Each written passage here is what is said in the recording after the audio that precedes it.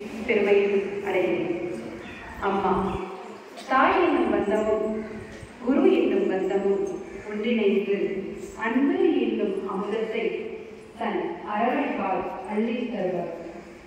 அம்மா நிகழ்த்தி கொண்டிருக்கும் அதிசயங்கள் எண்ணில் அடங்காதவை. அவற்றில் சிலவற்றை நான் உங்களுடன் பகிர்கின்றேன். தென் கேரளத்தில் பறையக்கடவு என்ற அழகிய கிராமத்தில் நம் அம்மா 1953 செப்டம்பர் மாதம் 27 பிறந்தார். நான் பிறந்ததிலிருந்தே பல அதிசயங்களை அம்மா நிகழ்த்த ஆரம்பித்திருக்கிறார். பொதுவாக குழந்தைகள் அழுத வண்ணம் பிறக்கும். ஆனால் நம் அம்மா கருநீல வண்ணத்தில் பத்மாசனமிட்டு கையில் சின் முத்திரையுடன் சிறித வண்ணமாக பிறந்தார். பிறப்பிலேயே தான் தனித்துவமானவர் என்பதை அம்மா உணர்த்தினார். 6 மாதத்திலேயே அம்மாவால் பேசவும் நடக்கவும் முடிந்தது. அம்மா பேசிய முதல் வார்த்தை கிருஷ்ணா. சிறு வயதிலிருந்தே பகவான் கிருஷ்ணனின் மீது மிகுந்த பக்தியுடன் இருந்த அம்மா தன் 2 வயதிலேயே கிருஷ்ணனை பற்றிய பஜனை பாடல்களை பாட ஆரம்பித்தார். அவரது பஜனை பாடல்கள் அனைவரையும் ஈர்த்தது. தன் 9ஆம் வயதில் தாயின் உடல்நிலை காரணமாக பள்ளி படிப்பை நிறுத்திய அம்மா வீட்டு வேலைகளுடன் மட்டும் அல்லாமல் பசுக்களுக்கு உணவு சேகரித்தல், பட்டினியால் வாடுவோருக்கு தன் உணவை அளித்தல், ஆதரவற்ற முதியோருக்கு குளிப்பாக்கி அவர்களுக்கு ஆடை அணிவித்தல் போன்ற பல சேவைகளை தன் 9ஆம் வயதிலேயே செய்ய ஆரம்பித்துவிட்டார் அம்மா. இடையராது கிருஷ்ண நாமத்தை ஜெபித்து வந்த அம்மா தன் 22ஆம் வயதில் கிருஷ்ண பாகவத தரிசனம் தர துவங்கினார். அதன் பிறகு அவருக்கு தேவி தரிசனம் கிடைத்தது. தேவியின் தரிசனத்திற்கு பிறகு அம்மாவிற்கு தேவியுடன் ஒன்றிணைய வேண்டும் என்ற எண்ணம் மேலோங்கி காணப்பட்டது. ஆனால் தேவியோ, பேரானந்தத்தை தனியே அனுபவிக்க பிறந்தவள் அல்ல நீ, பிறரின் துன்பங்களை போக்குவதற்காக பிறந்தவள் என அம்மாவிற்கு அசரிவி மூலம் உணர்த்தினார். அதன் பிறகு 1978 அம்மா அமிர்தபுரி ஆசிரமத்தை நிறுவினார். தன்னிடத்தில் வரும் ஒவ்வொருவரையும் தன் சொந்த குழந்தையாக பாவித்து அவரது துயரங்களை கேட்டு அம்மா அவர்களுக்கு ஆறுதல் கூறினார். அம்மாவின் தரிசனம் மிகவும் தனித்துவமானது. நாம் சொல்லும் வார்த்தைகளையும் சொல்லாத எண்ணங்களையும் கேட்டு அம்மா நம்மை தழுவி அரவணைத்து தரிசனம் தருகிறார். அவரது பிறந்தநாள் கொண்டாட்டங்களின் போது சுமார் 22 மணி நேரம் தொடர்ந்து தன்னை நாடி வரும் பக்தர்களுக்கு தரிசனம் தருகிறார். உலகெங்கும் உள்ள பல்லாயிரக்கணக்கான ஆன்மீக துறவிகளுக்கு அம்மா ஆன்மீக குருவாகவும் பல கோடி மக்களுக்கு தாயாகவும் விளங்குகின்றார். அது மட்டுமா, அம்மா பிறந்த சின்னஞ்சிறு குடிசை இன்று உலகளாவிய ஆன்மீக பணியின் தலைமையகமாக மாறியுள்ளது.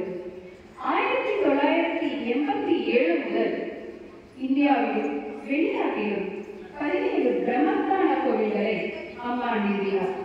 அது மட்டுமின்றி அக்கோவில்களில் முதலாக பெண்களை அர்ச்சகராக பணியமர்த்திய பெருமையும் நம் அம்மாவையே சேரும். பல்வேறு துறைகளில் அம்மா ஆற்றி வரும் சேவைகள் நம்மை அதிசயிக்க வைக்கின்றன. அமிர்த குடியரசு திட்டத்தில் இதுவரை 1,00,000 ஏழை எளிய மக்களுக்கு இலவசமாக வீடுகள் கட்டித்தரப்பட்டுள்ளன. அமிர்த நிதி திட்டத்தின் மூலம் ஊனமுற்றோர் மற்றும் ஆதரவற்றோருக்கு மாதந்தோறும் ஓய்வூதியம் வழங்கும் திட்டம் செயல்படுத்தப்பட்டு வருகின்றது. அமிர்த நிகேதன் திட்டத்தின் மூலம் ஆதரவற்ற குழந்தைகளுக்கு உணவு, உடை, இருப்பிடம், கல்வி மற்றும் தொழிற்பயிற்சி ஆகியவை இலவசமாக வழங்கப்பட்டு வருகிறது. அமுதாரண்ய ஜீவன திட்டத்தின் மூலம் மலைவாழ் மக்களின் நலனுக்காக அம்மா பல திட்டங்களை செயல்படுத்தி வருகிறார். அமிர்த சேவா திட்டத்தின் மூலம் 101 கிராமங்களை தத்தெடுத்து அந்த கிராமங்களுக்கு தேவையான அடிப்படை தேவைகள் அனைத்தும் பூர்த்தி செய்து கொடுத்துள்ளார். அமிர்தா ஸ்ரீ திட்டத்தின் மூலம் மகளிர் சுய உதவி குழுக்கள் பல அமைத்து அதன் மூலம் பெண்களின் முன்னேற்றத்திற்காக பல திட்டங்கள் செயல்படுத்தப்பட்டு வருகிறது. மேலும் அமிர்த வித்யாலயங்கள் மற்றும் அமிர்த விஸ்வ வித்யாபீடம் மூலம் அனைவருக்கும் தரமான கல்வி அனைத்து துறைகளிலும் வழங்கப்படுகிறது. ஹைதராபாத்தில் உள்ள அமிர்தா மருத்துவமனை இந்தியாவிலேயே மிகப்பெரிய மருத்துவமனை என்ற சிறப்பினை பெற்றுள்ளது. சுமார் 2300 படுக்கைகளை கொண்ட இந்த மருத்துவமனை ஆசியாவிலேயே மிகப்பெரிய மருத்துவமனை என்ற சிறப்பினையும் பெற்றுள்ளது. அமிர்த பிரபா நீதி பரிஷ்கா இந்த திட்டத்தின் மூலம் ஏழை எளிய மக்களுக்கு இலவச சட்ட ஆலோசனைகளும் அடிப்படை சட்ட உரிமைகள் பற்றிய விழிப்புணர்வுகளும் நடத்தப்படுகிறது. இந்த அமைப்பில் 1008 வழக்கறிஞர்கள் உறுப்பினர்களாக இருந்து மக்களுக்கு சேவை செய்து வருகின்றனர். இது மட்டுமல்ல, அமிர்த குடும்பம், அமிர்த யுவதர்மதாரா, கிரீன் ஃப்ரெண்ட் என்னும் பசுமை நண்பர் திட்டம், அமிர்தா இன்டகிரேட்டட் மெடிடேஷன் போன்ற பல திட்டங்கள் அம்மாவால் வெற்றிகரமாக செயல்படுத்தப்பட்டு வருகிறது. 2022 T20 தலைவராக இருந்து அம்மா ஆற்றிய தொண்டுகள் பற்பல. அப்பப்பா, அவருக்கும் இதே 24 மணி நேரம் தான் ஒரு நாளைக்கு.